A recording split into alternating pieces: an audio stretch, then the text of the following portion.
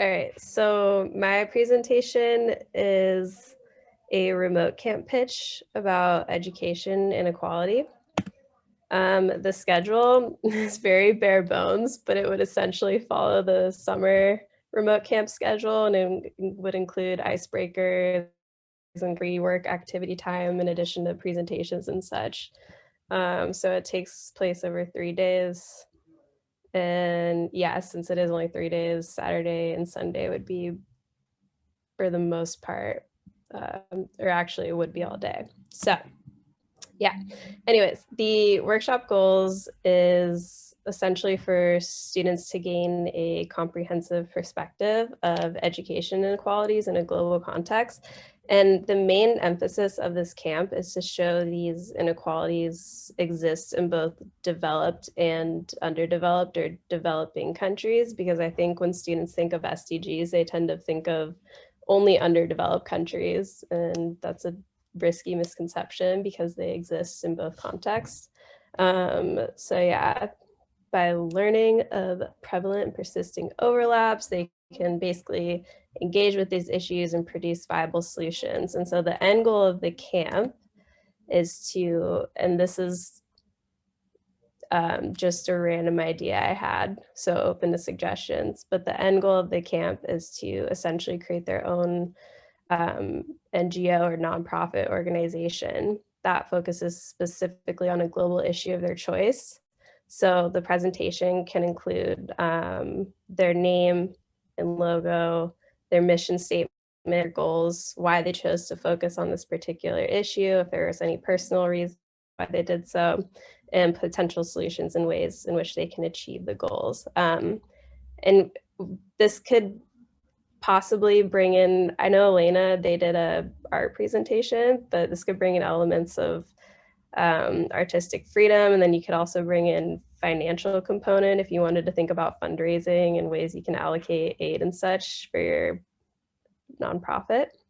But just random thoughts.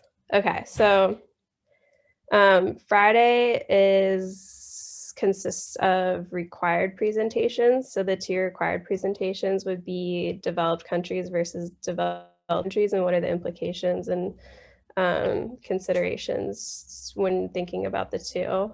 And then another additional presentation on equity versus equality, because I think that's an important element to consider for this camp. And then the presentation of choice, students must attend at least one of the following. They potentially can attend more, should attend more if they want to, but it would include options from these. So gender barriers, marginalized or displaced populations, education and emergencies, environmental impact on education, health and sanitation disparities, and how that contributes to education inequality, migrant background and citizenship in education, and then poverty and financial burdens in education.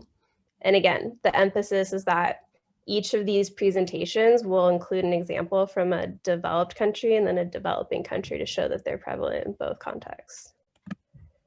Okay, Saturday, they'll attend a presentation on 1 to 2 of the following organizations, kind of discussing how these organizations play a role in education and the influence that they wield, whether it's good and bad.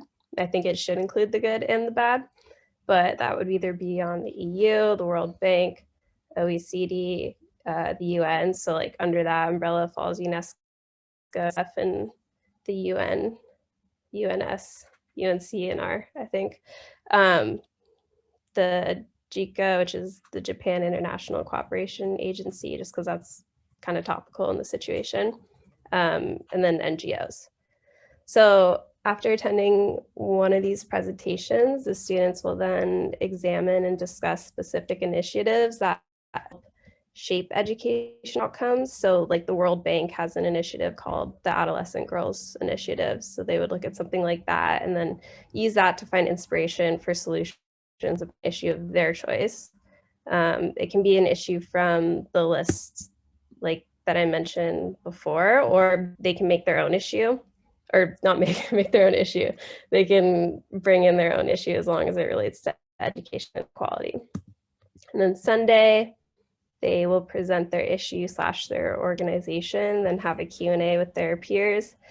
And then I was thinking if there's time, it would be interesting for students to kind of do a self-reflection activity, which asks them to answer one of the following questions. So like, have you or anyone you know experienced a form of education inequality? What issue is most commonly found in education inequality? Why do you think this is? What education inequality issue are you personally most passionate about? Because as they're working in groups, maybe, I don't know, one student might have to compromise for the majority rule. And how does your profession help remedy education inequality? So even if you're not working within the career of education, there's still a lot of different factors like healthcare, environmentalism, politics, etc. And yeah, that's it. Let me just stop screen sharing.